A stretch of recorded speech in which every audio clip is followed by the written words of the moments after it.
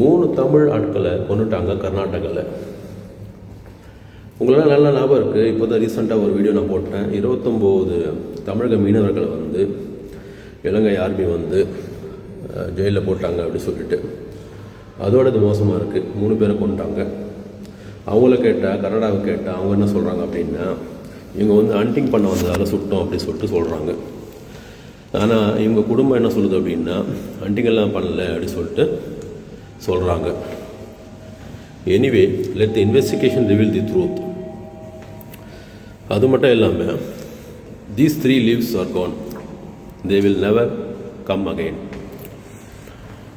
அதனால் நான் என்ன சொல்ல வரேன் அப்படின்னா, இது வந்து ஒரு குடும்பத்துக்கு ஒரு தலைவன் இல்லாமல் போயிடுச்சு. ஒரு மகளோ ஒரு மகனோ வந்து தந்தை இல்லாமல் போச்சு. ஒரு மனைவிக்கு கனவு இல்லாமல் போயிடுச்சு. 3 பேர் வந்து கருத்தால். இதற்கு வந்து ஒரு விடிவு காலம் பிறக்கணும். ஏன் அப்படின்னா, நம்ம வந்து உரிமையும் உயிரும் ஒருபோதும் விட்டு கொடுக்கக்கூடாது. ஸோ நம்ம வந்து ஃபைட் பண்ணணும். நம்ம வந்து யாருக்கும் எதிரி இல்லை. நம்மளோட உரிமை வந்து பறிக்கப்படும் போது, நம்மளோட உயிர் வந்து பறிக்கப்படும் போது நம்ம வந்து கண்டிப்பாக வந்து அதுக்கு ஃபைட் பண்ணி ஆகணும்.